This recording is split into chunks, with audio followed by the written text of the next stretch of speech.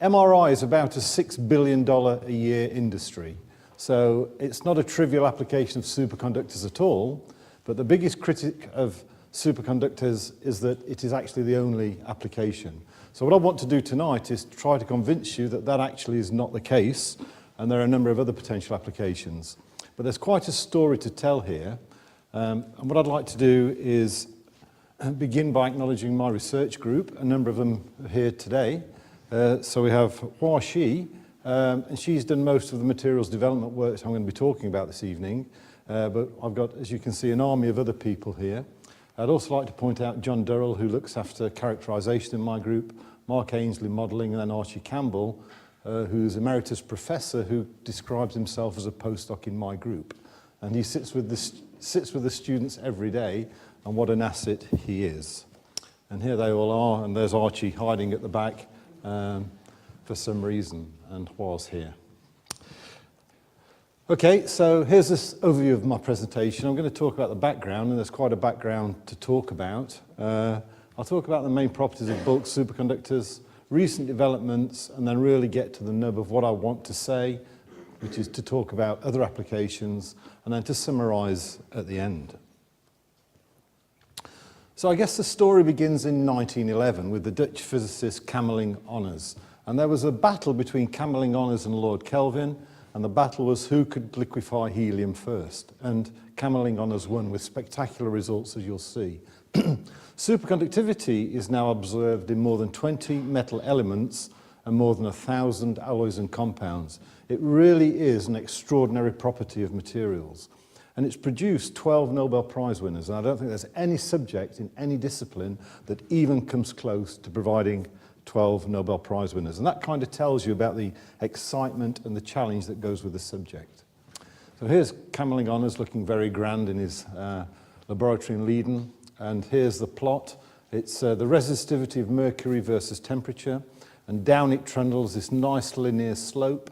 And there were various predictions about what happened at lower temperatures. So some people thought it just kind of continued to decrease linearly. Others thought the resistance leveled off. That's quite insightful, some kind of limited lattice vibration mediated scattering, which gives you this fundamental resistance. Lord Kelvin, for some reason, predicted that it would increase again. Nobody quite understood why he predicted that, but he did. Nobody, however, predicted that the resistance would disappear completely. And at 4.2 Kelvin, this resistance vanishes. And you can measure resistance by inducing a current to flow by applying a magnetic field, and then monitoring the magnetic field. And one experiment, again in Holland, took a superconducting loop of material, created this magnetic field and monitored it for 7 years without any decay.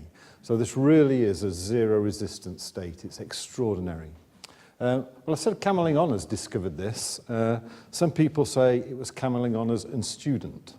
And here's the student, Gilles Holst, and the student chose to remain anonymous. But the story goes that Camerlingh-Onnes had just liquefied helium, and he sent the student away to do this measurement of, very straightforward measurement of the resistance of mercury versus temperature, and the student came back with this extraordinary plot. So Camerlingh-Onnes took one look at the data and said, that's outrageous, it's non-physical, go away and redo the experiment. So the student went away and redid the experiment and came back with exactly the same data. And that gave Camerlingh-Onnes a bit of a problem. Either the student was completely incompetent, couldn't do a very simple measurement, in which case he had to be taken off the project, or it would be one of the most important discoveries of the 20th century and could lead to the Nobel Prize, in which case the student had to be taken off the project.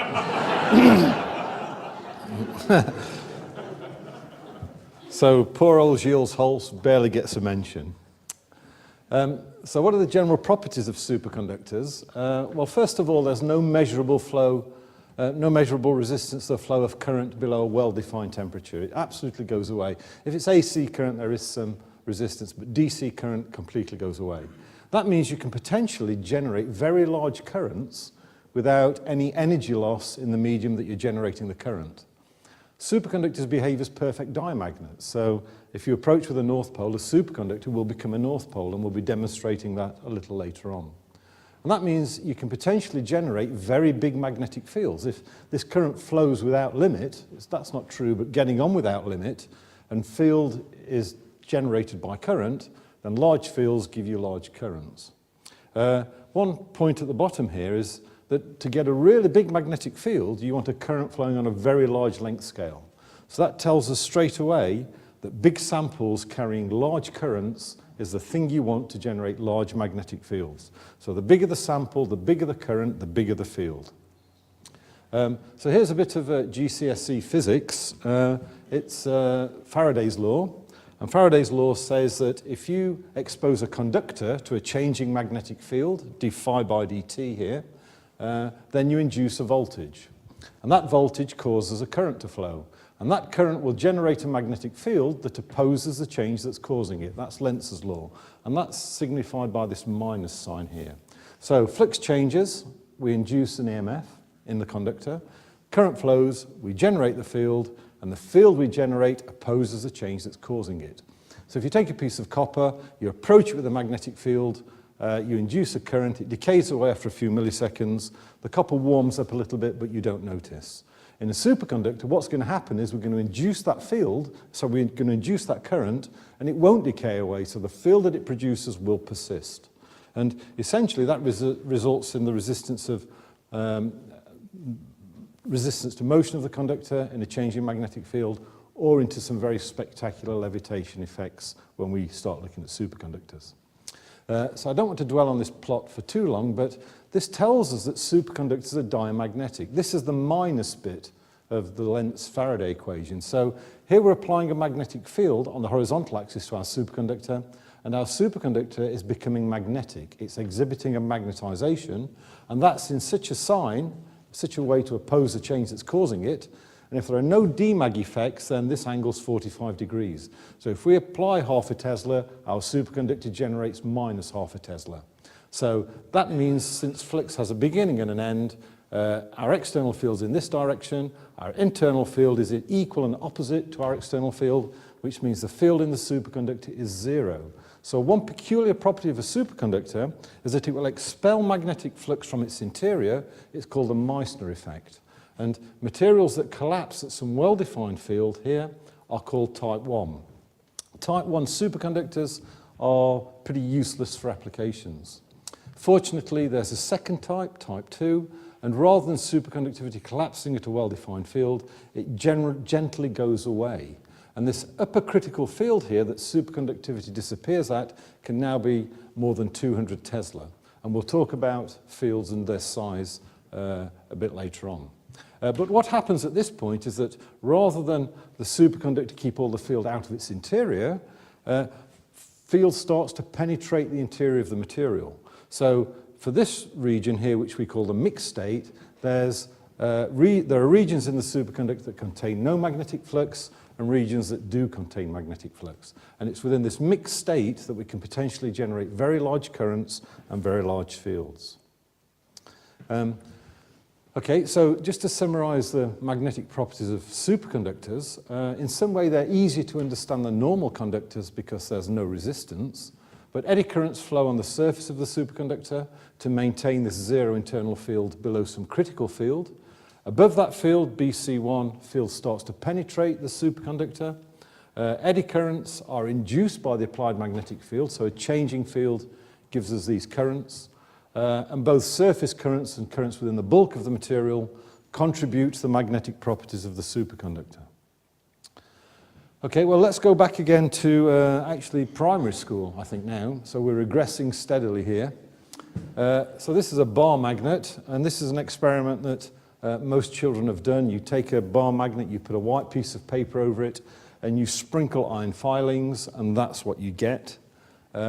Faraday called these his lines of force. Faraday was very proud of his lines of force.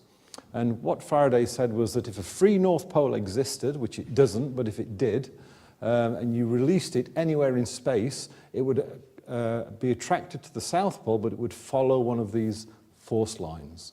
The problem with this is that children see this diagram and they think magnetic flux forms these discrete lines in space, when actually it doesn't. What's happening here is one magnetic ion filing is landing, that's being magnetized, that's then attracting another one to it.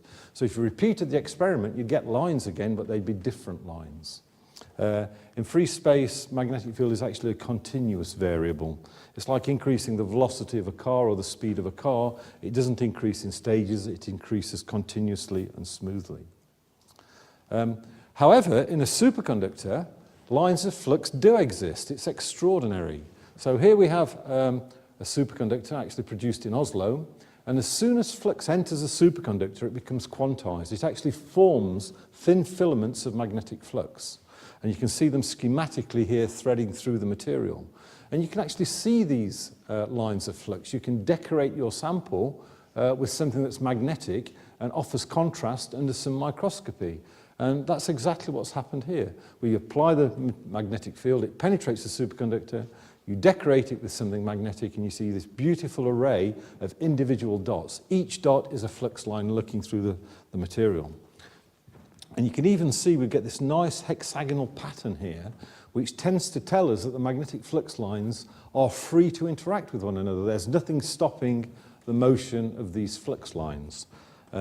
So if you're a physicist and you want a nice pure material with no obstacles in there, so you get this free movement of magnetic flux, this is what you want to see. If you're an engineer, you want to get the field in and you want the field to stay. So you want to pin the magnetic field in there. You want to hold it in its place. And the last thing you want to see is this nice uniform distribution. You want to see a gradient of field. And again, I'll come back to that. Interestingly, physicists call this type of behavior ideal behavior. From an engineering point of view, it's far from ideal. So again, this is a fairly schematic.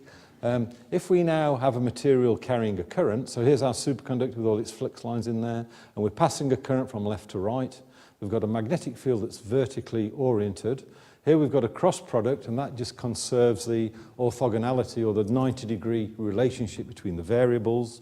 So J is at right angles to B. J cross B gives us a force on the flux lines, and that is at right angles to both J and B. So if we've got a B here, a J there, then we try to sweep the magnetic field lines through the material. If these are free to move, we've got a d phi by dt again, a change in flux. Therefore, we've got an EMF. An EMF gives us a loss. Our material gets warm. If we're trying to keep it cold, then it becomes unstable. So we need to pin these magnetic flux lines. We need to put something in the material that stops these field lines moving. And if you get it right, then you can produce a material that traps, because you force the field in and it can't escape. It's trapped in there. If you get these flux lines right, the flux pinning right, and you get this beautiful, we call it a beam cone. So this is a magnetic field distribution of a superconducting sample, and this one's showing a peak field of about 1 Tesla. But you can see this beautiful flux cross-sectional area. So what I want to do now is to try and demonstrate, to bring to life some of the things I've been saying. So a typical superconductor looks like this. It's just a pellet, basically. Some people call these hockey pucks. I don't really like that term, but as my research group knows, but these are hockey pucks. And these have got a transition temperature of about 92 Kelvin.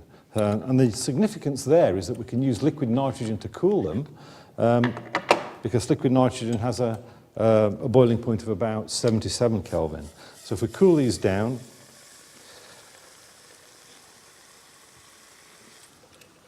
so as they go through their superconducting transition, they go from a normal state to a superconducting state.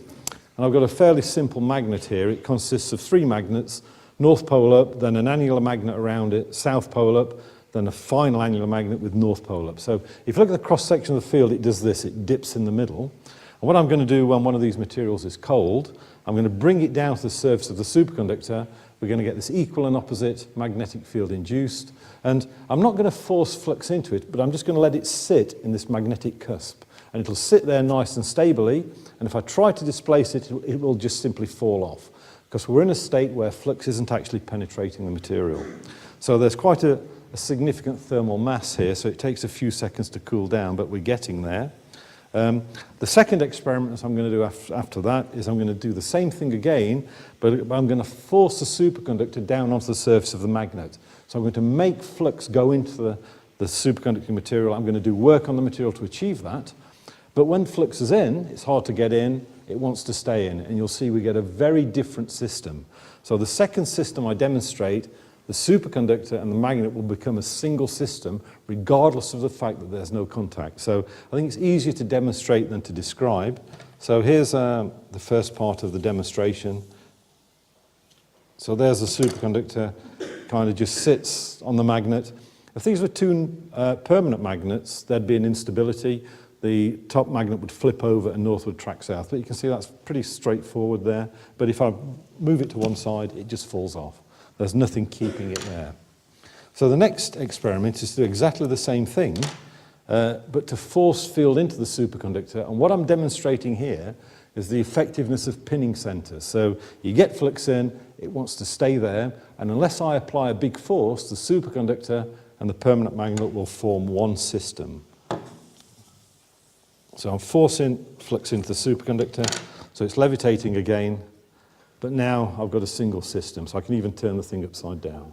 So it's energetically stable, and what's actually happening in the superconductor is that it has a choice.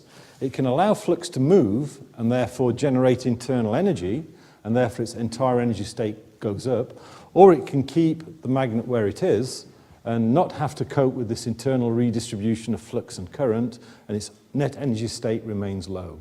And anything in physics or nature will adjust itself to give itself its lowest possible energy. So one other demonstration now is I've got a bar magnet here, and if the superconductor sees a uniform magnetic field, the field doesn't change, then d phi by dt is zero, and it's very happy. There's no energy implication. If you try to change the field, it will resist it, just as it did in the previous experiment. So here, as long as the superconductor moves along the bar, it's going to be happy, but when it gets to the end, you might want to think what's going to happen, or if it tries to move to one side. So we'll put it on this bar. This is my mini magnetic rail, okay? If you multiply this by 100,000, then you get an idea of a real working system. So you see the superconductor, there's no, and you can even, again, turn that on its side. So one particular application here would be to have a lift on a magnetic track that you could put outside a building. You could actually make it fail safe, though, because if the superconductor warmed up, it would fall off. But if you put it on a rail around the building, then you could actually do that. I've seen a mock-up of this, and you can dial in any room on the periphery on a building, and the lift will take you directly to it, and there's no contact between the superconductor and the building. Okay, so the final thing I want to demonstrate is suspension, and previously I've actually forced magnetic field into the superconductor, so I've used mechanical work to do that. Now what I'm going to do is cool the superconductor down in the presence of a large magnetic field. So here's a fairly big permanent magnet. So here's my specially designed cryostat. And if I take the superconductor and put it in here, so there's nothing happening now because it's above its transition temperature. And what I'm going to do is cool it down in the presence of the magnetic field.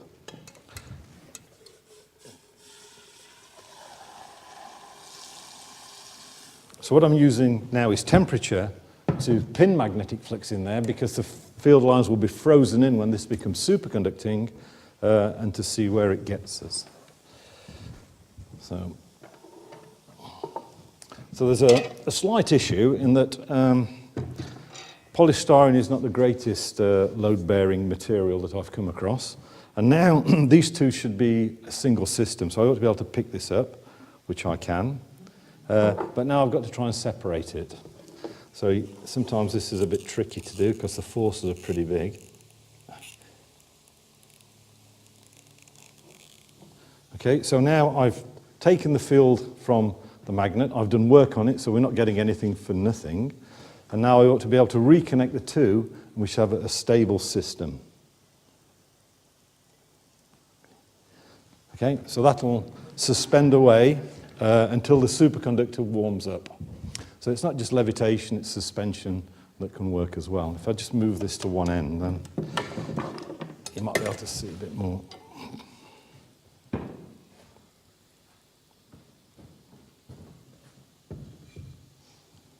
You've got to be very careful when you do things with strong permanent magnets. I gave a lecture at the University of Manchester one year, and I caught a train from a station in Derbyshire.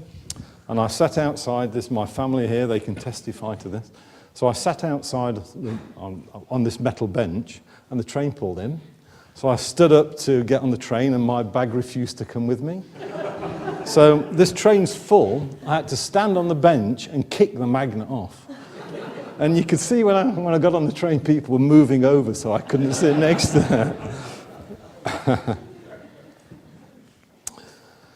Okay, so let me say a bit about the theory of superconductivity.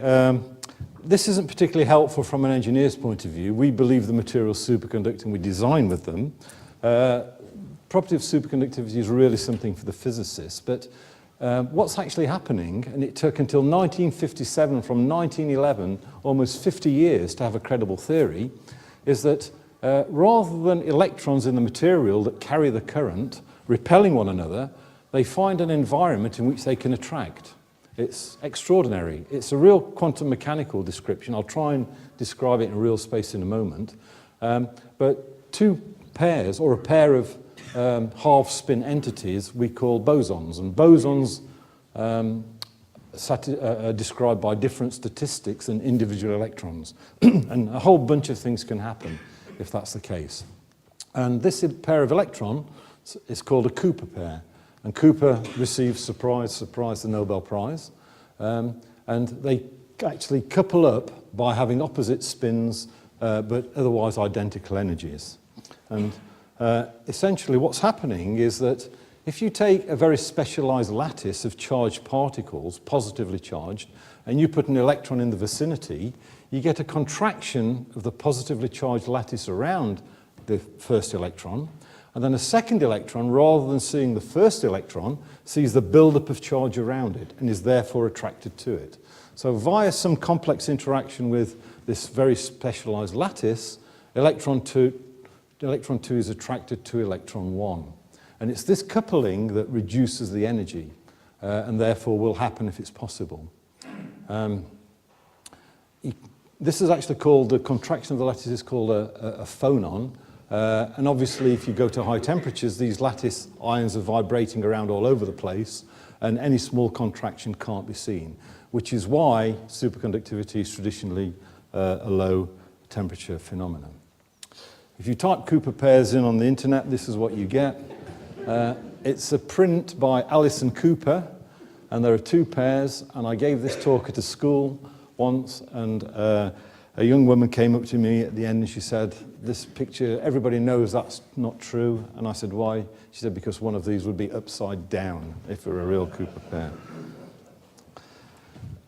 So let me just summarize on BCS theory. It's a weak interaction between two electrons, and if we can make them attract, they will. It's obviously sensitive to the number of electrons. So if you've got lots of electrons, electron-electron repulsion will dominate, and we had a very special lattice there as well. So we require a material with a low electron density. So if you take a material, you measure its conductivity at room temperature and it's too high, the chances are it won't superconduct, or in fact it definitely won't superconduct. And you want a low dimensional lattice, so that kind of predicts really the kind of thing you should be looking at. So all superconductors behave, all known superconductors behave as poor metals at room temperature. So here's a thing, especially for young people in the audience. This theory is called BCS theory. Bardeen, Cooper, Schrieffer all won the Nobel Prize for this, and it makes a very definite prediction. The best theories make experimentally validatable predictions, and this predicts the TC, and there are three variables here. Theta d is the Debye frequency. It's the frequency with which the lattice can move, understandable. U is the energy gain or energy loss that the superconductors can undergo by moving into the superconducting state. D epsilon f is the density of states. These electrons have to condense into available energy states. And if you maximize, if you take each of these variables, theta d, u, and d epsilon f, and you take the maximum values that's known for any material, regardless of whether it's superconducting, that gives you the maximum TC. And that comes out to be 28 Kelvin. So BCS was extremely successful, predicted the behavior of literally hundreds of materials, and then when niobium germanate was discovered in 1975, TC of getting on for 28 Kelvin, you can guess what happened. Everybody stopped looking for superconductors because BCS was so successful. Well, I say so successful, there was one compound and only one compound, this barium-lead bismuthate, discovered in 1976, and BCS theory uniquely couldn't explain its properties using this simple equation. So what do you think the academic community did with this inconvenient result? It completely ignored it, okay? So we have a lesson for life here, and let me illustrate this with a quote. And the quote is, a design weight of greater than 1.1 pounds per horsepower will never be achieved using a gas turbine or jet engine. Propeller-driven engines are the only practical option for long-term aircraft propulsion. And that was an unattributed statement in 1940 by a representative of the US aeronautical industry, apparently following an exhaustive study of propulsion. Frank Whittle commented subsequently, fortunately, I was too stupid to know. So the point is, you can never prove a theory. All you can do is disprove a theory, no matter how successful, there may be that one observation that disproves the theory. And in 1986, this remarkable paper appeared. Everybody had given up the hunt for superconductors by Bednorz and Muller working for IBM in Zurich. And a number of comments about this paper. First of all, it's called possible high temperature superconductivity. Who begins a paper with the word possible? It's not screaming confidence, is it? And the second thing, it's in Zeitschrift für Physik B. I wonder how many people have even heard of Zeitschrift für Physik B. It's kind of not really the journal that you choose if you wanted worldwide circulation. But it reports a barium-lanthanum copper oxide system that shows a large change in resistivity at around about 36 Kelvin. And it turned out, if you look at the periodic table, that if you take lanthanum, barium, copper and oxygen, and you just move from lanthanum to yttrium, so it's the same group, so you just move up one, that's all you do, you find you have a material with a TC of 92 Kelvin. It's extraordinary. Bednorz and Muller won the Nobel Prize in 1987 for this work. But now this BCS limit of 28 Kelvin is looking a little bit tame. Then subsequent materials, there's a bismuth-based material, again 90 Kelvin, up as high as 105 Kelvin. A thallium-based material, 120 Kelvin. And the current world record is a mercury-based material of 166 Kelvin. It's minus 107 centigrade. It's not the warmest, but compared to the BCS of 28 Kelvin, it's extremely high. I've got a colleague at the University of Helsinki, and he claims that 107 degrees is getting on for room temperature on some days. So people say, oh, we're going to have room temperature superconductivity. My friend Seppo would say we have it already. There are one or two problems with these materials, though.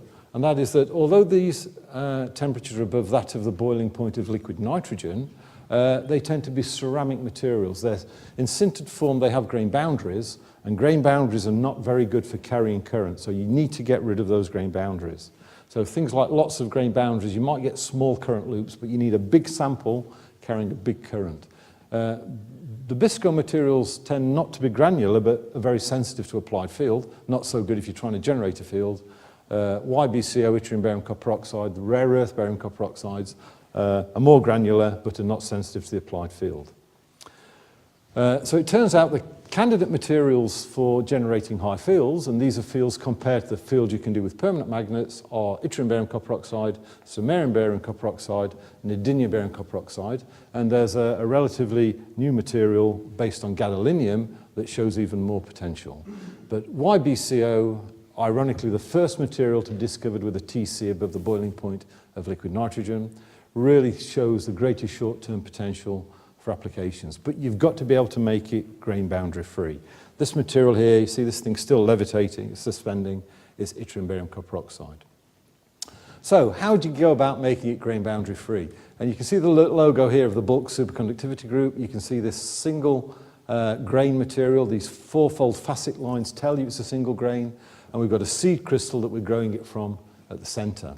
And there's this very convenient peritectic reaction that occurs at about 1,000 degrees C. So our solid, 1, 2, 3, so rare earth, 1 barium, 2 copper 3, that's the superconducting phase. That breaks down into a second solid phase, non-superconducting, 2-1-1, rare earth 2, barium 1, copper 1, and the residual balance of the cations and oxygen forms a liquid phase. And essentially what you do is you just reverse this reaction.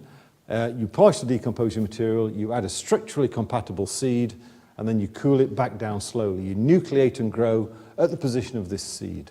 And conveniently, we can substitute yttrium for samarium, samarium barium copper oxide. It's chemically compatible, but it's got a higher decomposition temperature. So we don't melt the seed, but we partially melt the material. So schematically, this is what's happening. Here's our superconductor. We've got a hot end and a cold end. So this is probably at about 1005 degrees. We put a seed at one end. The hot end that's decomposed, the white background is liquid. The circles are our second solid 2-1-1 phase. Two things are happening here. We need the rare earth ion or yttrium to grow our 1-2-3 phase. So at the growth front, we're dissolving our 2-1-1 phase, and that's happening at a certain rate, and we're growing at a certain rate from right to left. So we've nucleated at the seed, the growth front's moving this way. If we're growing at a greater rate than we're dissolving, then we leave the 2-1-1 phase behind. So eventually we run out of rare earth ion and the thing stops growing. So we've got this very neat trick where we enrich our material with additional 2-1-1 before we start to grow. And that means we can grow bigger samples and we can grow for longer because we've got more solid there to mop up the liquid. So that's how we make single grain materials. If you look at the microstructure, I don't know if you can see, but there are these discrete second phase inclusions, and between them we've got this continuous superconducting phase. And these second phase inclusions are going to be very good for flux pinning. If you get it right, this is the kind of sample you take, you make. So these are things of beauty. I'm amazed that they haven't found a market in jewellery, but every time I see one of these very spectacular large single grains, the elegance of the process isn't lost on me. The record size is 13 centimetres Nippon steel, single grain 13 centimetres diameter. We can correlate ability to carry current with the volume fraction of these second phase materials, which indicates that flux pinning is strong. But it may be that these 2-1-1 inclusions are not the best way of pinning magnetic flux. So I'm not going to dwell too long on this, but I just briefly want to mention three key materials developments. And the first thing is a generic seed. If you look at the materials that lanthanum barium copper oxide, neodymium barium copper oxide, samarium barium copper oxide, the light rare earths, they tend to give you the better properties, but their decomposition temperatures are high. So it's okay if we want to grow yttrium barium copper oxide, we can use samarium barium copper oxide to seed it. But what if you want to grow samarium barium copper oxide? What seed do you use? Well, for a long time we used magnesia, and lattice mismatch was very big, gave us fairly poor properties. But actually, Hua, as part of her PhD, developed a new generic seed, magnesium-doped neodymium barium copper oxide, and you get this big leap in decomposition temperature, 20 degrees. And we can use this seed now to grow any one of these materials. And as soon as you develop something like this, the first thing you do is you give it to another group to reproduce. Because if other groups can't reproduce it, then it doesn't have credibility. And not only did other groups reproduce it, they reused seeds we gave them. So this then avoids the need, for example, for hot seeding. The Japanese, when they grow neodymium barium copper oxide, which they grow extremely well, I have to say, and we can't reproduce what they do, but the samples are extraordinarily good, is they often open a furnace at very high temperature and they deliver a seed crystal 1 millimetre by 1 millimetre at the end of a rod which is 1.5 metres long, right to the centre of a partially molten material. If you get it right, you get very good results, but it's not really industrially compatible. So now all our seeding is at room temperature. We've also developed a new flux pinning phase. We call it the 2-4-1-1 phase. So in this case, it's yttrium, barium 4, copper 1, tantalum. And you can replace the tantalum with almost anything. And if you get this right, you get this very fine distribution of second phase materials. And if you look at the bottom left picture, this is a big old 2-1-1 particle, and you can see these tiny white dots in between. And they're much more close to the dimensions of the flux lines and much more efficient at pinning magnetic flux than 2-on-1. So you can use 2-on-1 to grow the material, and you use this 2-for-1 phase to pin flux. We can also batch process, so if you want a large number of these samples at a medium scale, we can do that as well. Okay, so here are some fields. The Earth's magnetic field is about 0.1 of a millitesla, pretty small. A solenoid, so you wind a coil in the laboratory. If you're lucky, you can get to about 0.1 of a Tesla. A permanent magnet, the best you can do practically is about 1.5 Tesla. That's iron, but you have to make it in the form of a long, thin rod. That's how the Victorians used to make their magnet. Samarium, cobalt, neodymium, boron iron is around about 0.8 Tesla. Low temperature superconducting wire-wound MRI magnets, you can get up to 5 Tesla. Industry standard's about 3, it's coming down to 1 Tesla, but if you go back up to 7 Tesla, you get better resolution. Oh, by the way, I like this one at the bottom, explosive flux compression. You get your permanent magnets, you pack them around your experiment, you pack TNT around it, and I used to say, then you press the button, but sorry students, you get your student to press the button, and for a very short fraction of a time, you can generate fields of up to 2,500 Tesla. For some reason, the research councils are not too keen on these kind of proposals. So progress in the field has been pretty rapid. So back in 1992, this very famous group in Japan produced this picture. So clearly it's a goldfish. So it's levitated above a bulk superconductor. The whole arrangement has a mass of about 2 kilograms. 4 years later, they produced this. So this is an array of bulk superconductors. And this is Tosonomi, the 1996 world sumo wrestling champion. Nicely levitated, there's a 2-centimeter gap there. The whole arrangement is 200 kilograms. This was filmed at a place called Sapporo in northern Japan. And I was at this conference and I spoke to Tosonomi. This is absolutely a true story. And I said to Tosonomi, you know, these superconductors are good. He said, yes. Japan makes the best superconductors in the world. I thought I might argue with him, but then I thought, no, I better not. So the other thing that these two have in common, apart from being levitated, is that neither of them look very happy, do they? But Murakami, who built this platform, told me that a couple got married, the first ever couple in the history of the planet, apparently, to be married on a levitating stage, and they paid $7,000. So this was the first commercial application of high-temperature superconductors. So we have our own platform now, so it's available for weddings and other things. Okay, so to put the field into context, the thing that we're interested in, magnetic pressure, goes as field squared. So the bigger you can do, there's an increasing return. So field squared is the thing that we're interested in. Magnetic pressure and energy are both measured in the same units. So if you can go to 3 Tesla between 2 bulk superconductors, then the kind of pressure you'd get would be the pressure you'd experience in a gas cylinder. If you could go to 50 Teslas, then that would be an energy density equivalent to TNT. That's a serious field. There's a documented case of a technician in the US. He got his finger caught between 2 neodymium boron iron magnets coming together, 0.8 Tesla, and it took the end of his finger off. So, you know, 10 Tesla compared to that is 100 times the energy density. So straight away we get into the regime of having very large fields. So what about record fields? Well, until recently, the highest field ever was 17 Tesla, which is 10 times the field you can generate with iron, 100 times the energy density, 400 times the energy density of something like a fridge magnet. You know, a colossal amount of energy in there. At 29 Kelvin, the sample looked horrible, but that's not the point. The point is, you know, who cares what it looks like if you're generating a field like that? It had a Woods metal down the middle so heat could leak out. It was backfilled with epoxy for secondary reinforcement, and it was even wound ultimately in CFRP to strengthen the material. So this is 13 years ago. It's a groundbreaking paper. This was, you know, this redefined the height of the highest mountain that scientists were trying to climb. So we've been saying for a long time that we've got the best samples in the world. So the question is, can our bulk superconductors do better? And this is an experiment we did in collaboration with Florida State University and Boeing, the National High Field Magnet Facility. where insanely large fields are available? And the answer is our samples can. So we produced this paper in July. The trap field is 17.6 Tesla, and so it beat the old record by more than half a Tesla in a gadolinium barium copper oxide sample.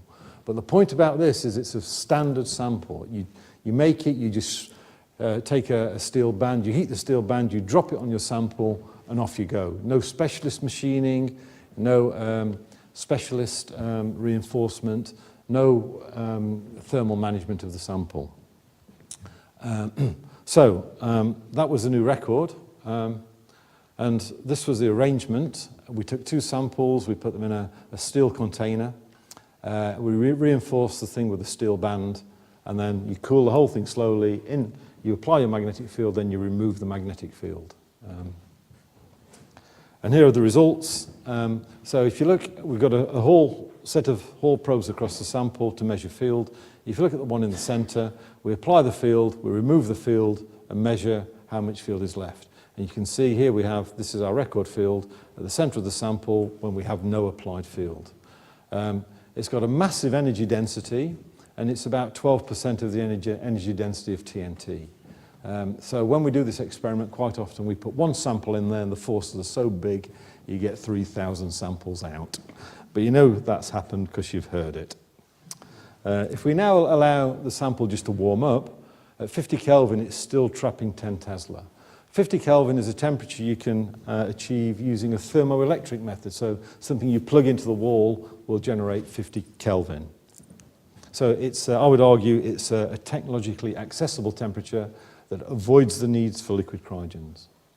And this just shows you the field distribution at low temperature, and you can see this is flattening out. So if you extrapolate this, you find that it should go up to about 22 Tesla.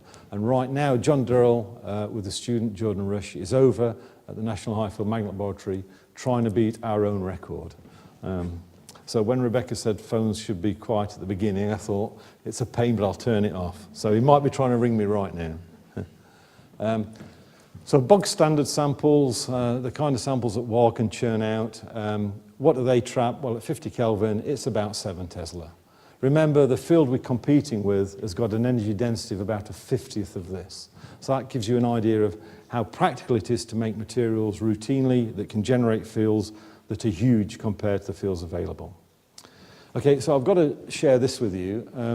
We got quite a lot of media attention when we reported this.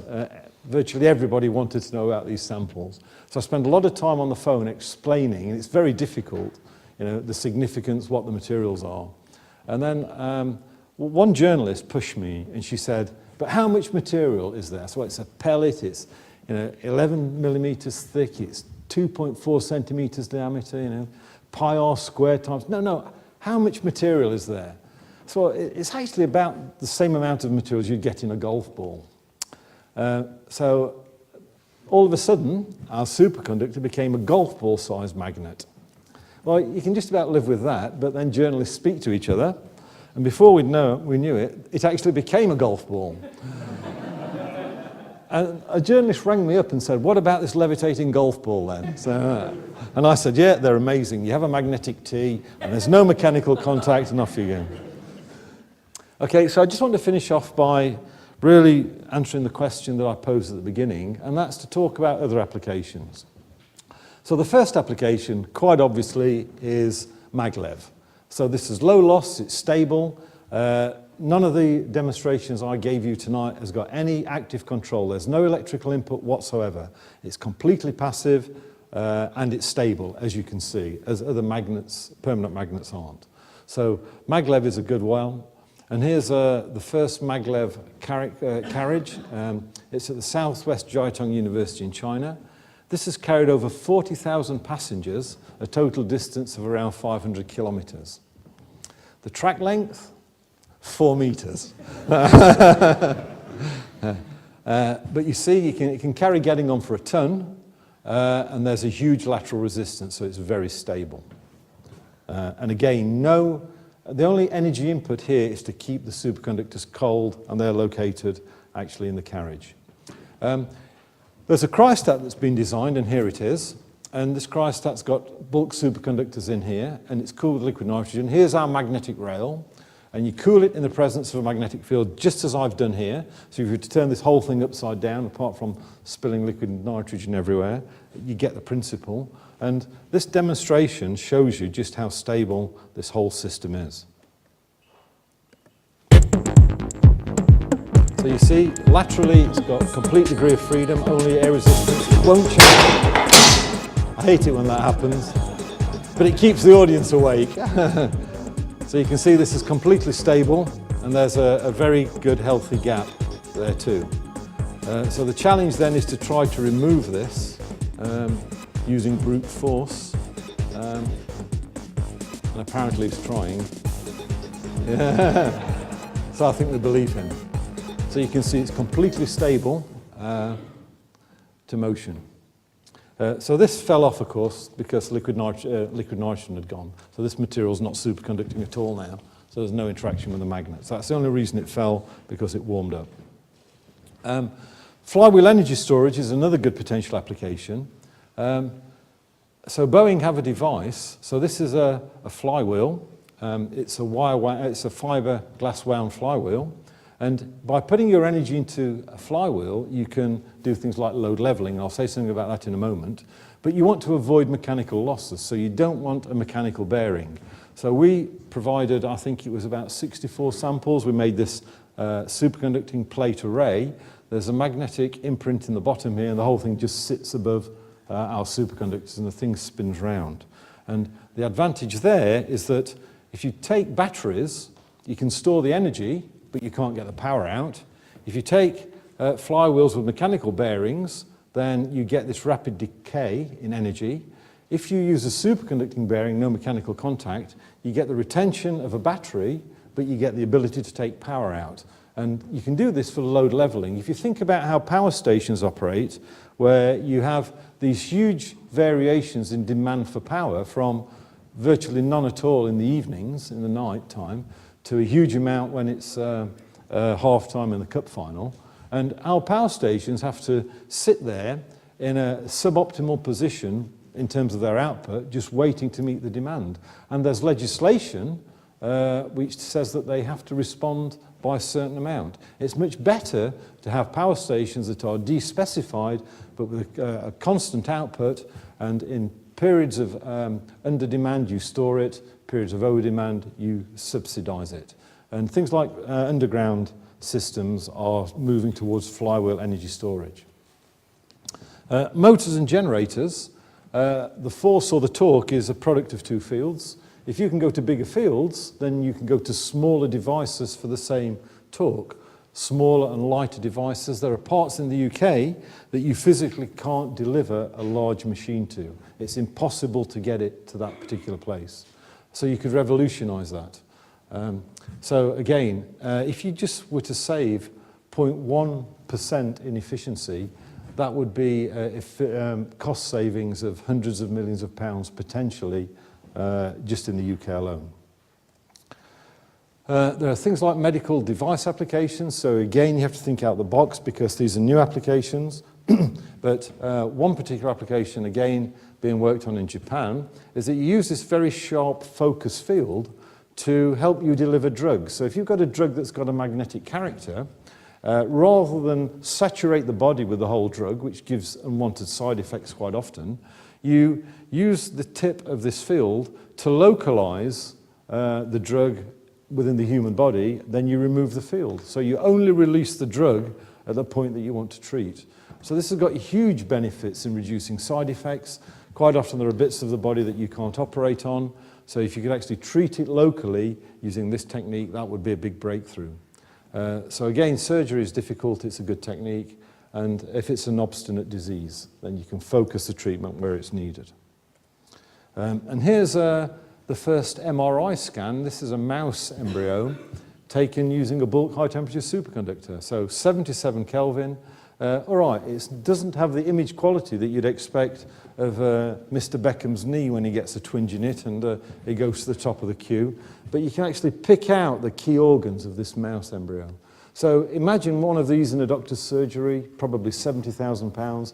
You could produce one for rather than the 2 or 3 million for full systems.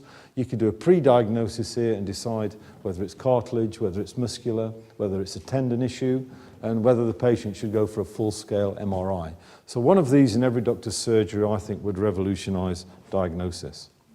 And the final application is something that you don't necessarily predict. Now, this should be a video, but it's not working. I apologise for that. But the schematic on the left, the light green are bulk superconductors. So you've got 1, 2, 3. You arrange them in 2 planes of magnets.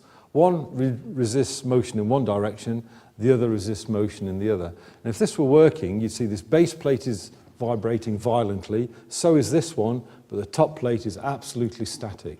And there's a suggested use for this device, operating theatres in earthquake zones, where you can stabilise the patient completely. I just worry about the surgeon, though. What's happening to the surgeon when he or she's doing the experiment? So new applications that probably we wouldn't have considered before. Okay, so after all that, let me summarise. I hope I've convinced you that bulk's high-temperature superconductivity is a very exciting and challenging area of research. I personally feel very fortunate that I was in the right place at the right time. Serendipity certainly smiled on me, and it's been an extraordinary journey seeing the development of these materials over the past 30 years. Bulk superconductors have considerable potential for a number of permanent magnet-like applications, not just MRI. There have been significant developments over recent years, and a whole bunch of applications are currently emerging. For a long time I've been saying over the next 5 years. I actually now, hand on heart, believe it. I think over the next 5 years we're going to see some real applications of these devices, and 2 that we're working on with a company in Hong Kong in the medical area are extremely exciting, and we're getting quite close to coming up with something that can do the job. So with that, thank you for attention. I'm happy to take any questions. Thank you.